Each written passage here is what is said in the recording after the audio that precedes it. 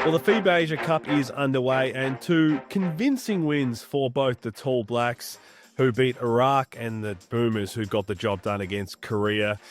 Damon Lowry, the three-time gold medalist, winning coach from the Asia Cup. We said we're gonna break it all down, and that's what we're here to do. The Boomers just finished D. Before we talk about individuals and everything, give us the first thoughts watching the game. I thought it was a good first hit out. I felt like Adam Caporn did a great job. His starting five, Foxwell at the point, Jack McVey, Magnay, Xavier Cooks, Jalen Galloway. You know how all your mates get together and you go, who's going to start? I had four of those starters. I didn't have Foxwell at the point, but he did a great job. You could almost raffle off the point between him and Davo. I thought they both were great.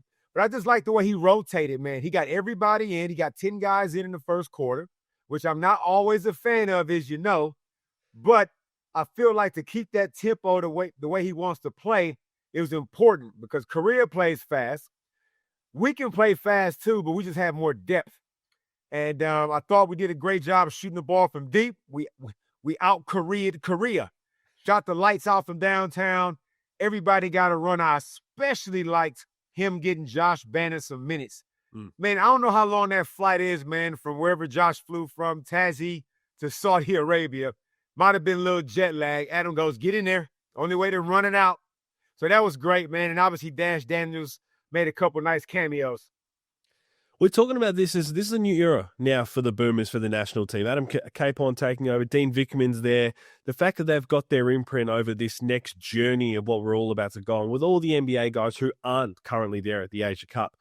Are we starting to see a little bit of the style of play we expect? Because we have got all this youth, not just here playing the Asia Cup. We talk about the likes of Dyson, Josh Giddey, Tyrese Proctor, all these young guys, Johnny Furphy, who are going to be there for years to come.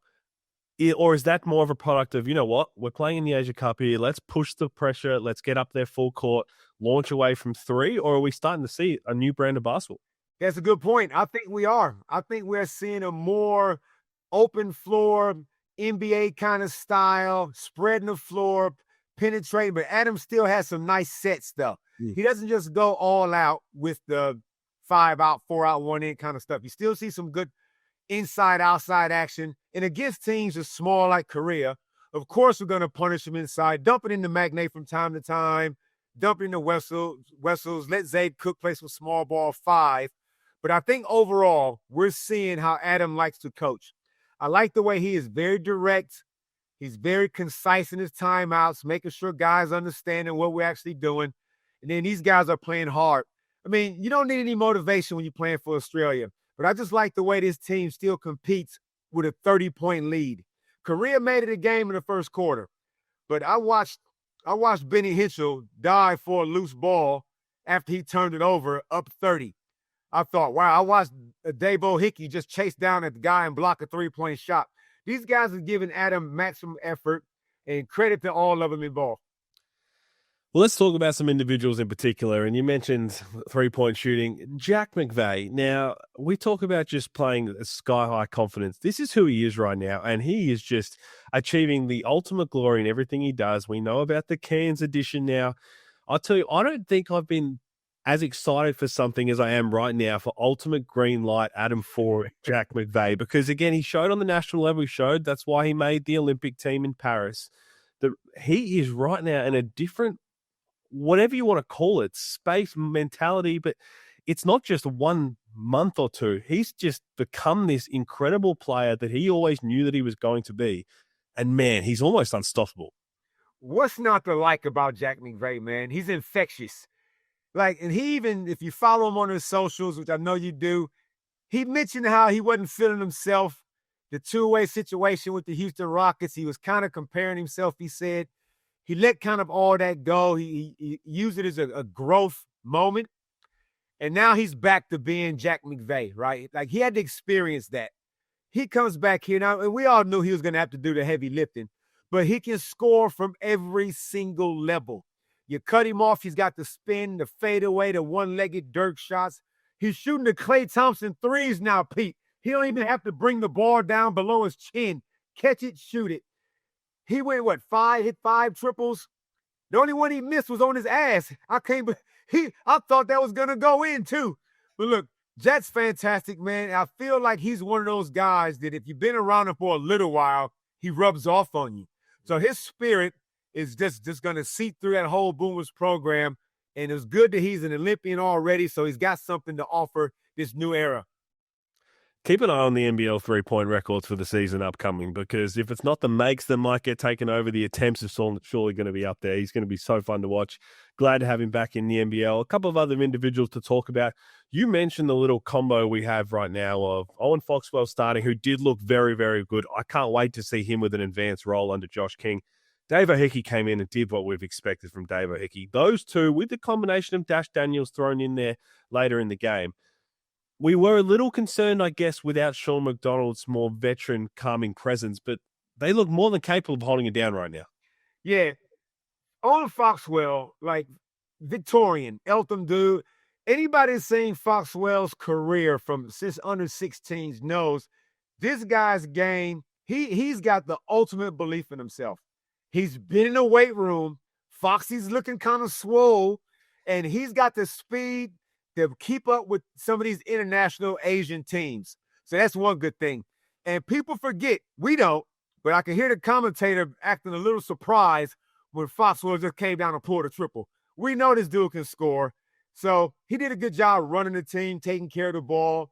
And then Dave O'Hickey, who I thought we didn't see the best of Dave-O in Summer League. That is a whole different brand of basketball. Dave-O needs the ball in his hands. He can make plays off the ball, yes, but when he's got in his hands, he's a whole different player. And defensively, as soon as he checked in, he went straight to his championship teammate, H.J. Lee. And I don't think H.J. Lee scored on him. So between Foxwell and Dave-O, as long as they take care of the ball, don't turn it over, we know what else they can do on the offensive end. So I like that 1-2 combo. Either one of them starting, doesn't matter. They're playing about equal minutes. All good. Yeah, H.J. Lee, very aggressive, which we expected for Korea. Didn't have the shooting night he would have liked, which was good news for the Boomers. Something we do expect a little bit throughout this tournament is the size aspect from Australia. Will Magnay was a phenomenal down low, just his presence really altering shots by ripping down rebounds. Harry Wessels throwing his size out there as a youngster. Is that something that we have to use a bit more to our advantage, or is it more of, you know what, let's just take it for what it is. We're going to be bigger than some of the teams we play, if not most of the teams, and we'll continue to play fast, and whatever advantage we get inside, we'll take it. Now, you know, Pete, we've done enough games to know I feel like big men are underutilized in this modern era of basketball. But even though I did see him run one cross kind of pick play for Harry Wessels to get the ball in the box, but for the most part, they're going to set picks and they're going to roll. But every now and then when the mismatch is that grotesque, you got to throw the ball inside and let Magnay just be a beast. But on the defensive end, man, you can forget about getting a whole bunch of offensive rebounds. The occasional long three might bounce out to you, but between Xavier Cooks, who's bouncy as hell, Jack White, who's got both elbows above the rim, and Magnay, we got the boards covered. And that means we can run and play just as fast as any team in this tournament. Man, it's always great to see your energy talking about size, something you severely lack. But one other player that I really want to talk about before we maybe move on to our opponents going forward is Jalen Galloway. We expected a breakout season from him last year. The timing of the injury for the Sydney Kings wasn't great. But I tell you what, the way he's stepping into that three ball with confidence, even off the dribble, if I'm Brian Goorjian, if I'm the Sydney Kings, Andrew Bogut's sitting back there just thinking, yep, this is something we severely lacked last year, and he's going to be an X factor. They got a lot of guards. They got a lot of wing players, the Kings. But right before Galloway went off the Milwaukee Bucks, actually, when he came back, played a couple of games, his shoulder kept going on him. If that dude is healthy, his first step is lethal. His athleticism is not normal. And now that he's a three-ball shooter, hit three of them. And none of them look like they were missing. That is a whole nother weapon that Brian Goorjian got up his sleeve. He still got Bull Qual there. But Jalen Galloway, man, is kind of like a forgotten guy on the Boomers scene. But I'll take his athleticism, his defensive intensity, and put it up next to anybody's. Yeah, he's an NBA caliber player when he's knocking down that three ball. So this is exciting to watch for the rest of the tournament and the rest of his very, very promising career. Do have to quickly touch on Dyson Daniels, because you did go out there and say he's not afraid of the moment. Sat for the first three quarters, got thrown in there. That first three ball never looked like missing. It's tough to be able to prepare for it on an international level when you're sitting, you don't know when your time is going to come. You said it. He's ready for his moment. He is, man. I don't know if you're born with poise. I don't know if you can learn that in school. I don't know where he gets it from. It's a gene. His brothers got it. His dad was a savage as a player. And he just goes, whenever you call me, man, I'll be ready. I don't need the point. I can run off the ball. Good job by Foxwell making that extra pass so Dash could get that corner three. And like you said, nothing but net. Didn't hit another one afterward. He came out of the game again, but he came back on. I'm watching his defensive stuff off the ball, man. He loves to play defense. We're not going to probably see that much of it unless we blowing teams out. He's probably not going to play more than maybe 5 to 8 minutes a game. That's okay. This dude is, 19 years old, man? 18? 17. I'm sorry, Dash. I'm putting years on you, man. But look, the future couldn't be any brighter, man. I just love the way Adam K. Porn is just getting all these guys a taste of it. Well, we're going to talk about the Tall Blacks next because they got off to a flyer as well to kickstart the FIBA Asia Cup. But I will ask one thing because it is a little bit of a concern for mine as I'm trying to be not too pessimistic here. But because of all the pressure, the relentless pressure, rotating through with all the depth, we inevitably are going to give up a lot of threes, a lot of looks. Korea had a lot of looks from three. They didn't shoot very well. Are you worried that if a team gets hot against us, that they could shock us? Well, in the nature of a tournament, anything can happen, right? But I'm more alarmed at the pessimism of you, Pete. Park your pessimistic ways, man. Team's gonna shoot threes, but over the course of a 40-minute game, if that's all you have to live by, it's gonna dry up, man. We got length on the perimeter to contest those threes. Yes, Japan, we haven't seen them yet. You can't overreact to a team's hitting a few of them. Just like when New Zealand was playing Iran got hit a few. Over the course of a game, it tends to balance itself out. And now that, like I say, we can shoot threes just as good, if not better, we're going to end up having both sides covered, the interior and the perimeter. Look, I was just trying to see if you're in mid-season form, man. I was just trying to test you. It's late at night here, and I knew you would be. I knew you'd be ready for it.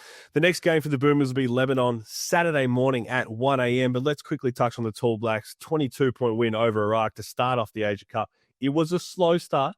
We expected maybe there'd be a little bit of teething pain, extremely young team, but I tried to warn everybody. I tried to warn you. Taylor Britt is legit. Britt is legit? Yeah. You did call it, and I haven't seen a lot of Taylor's work. And they had to go to the fourth quarter before they, blew the game out because Iraq made them work. Iran made them work.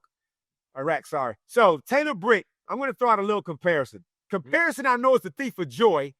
So just something for people that's a little bit older that might not have seen a lot of Taylor Britt. Does he remind you a little bit of a young Stephen Black? A lefty about the same size, can put the ball in the hole, can score from you're nodding your head. You feel it? Yeah. That one. Now, if Taylor Britt can have half the career that Stephen Black had, because he was first team all NBL. But Taylor Britt, man, he's the engine, clearly. Good to see Torrey Smith-Milner stepping up late because we've seen what he can do with Brisbane Bullets. He's a three-point shooter. Got to see Mojave King doing his thing a little bit. So, yeah, they did enough as a collective to get that win. But, yeah, they're going to still need to go up another couple gears, I reckon, to push for the goals. Gee, you might be in playoff form already with that kind of comparison. I don't like to give you props too often, but I think I really like that. Taylor Britt's in for a big year for the Breakers. You're right. It was great to see Mojave King out there. Has the jersey on, him and Flynn Cameron getting out in the open floor. I think it's going to be a fascinating watch for their tournament. The more reps they get, I think they're going to become tougher to stop. They seem like a juggernaut type, continue to build momentum playing alongside each other. They're going to be fun to watch. As we said, the FIBA Asia Cup has only just begun. They play Philippines Friday at 1 a.m. We'll be back at some point across the weekend to break it all down. Damon, appreciate you jumping on, man. It's, as I said, I don't know why I bother testing you because you never switch off, do you? Come on. I'm going to bed, man. Some of us got to get up early in the morning and run some Ks. What are you doing in the morning? I will be sleeping. I'll be absolutely sleeping on that. But hope everybody's enjoying the FIBA Asia Cup. It's just begun. And as we said, we'll be here to break down all the games and hopefully eventually talking about a gold medal win for the Australian Boomers. So until next time, stay tuned.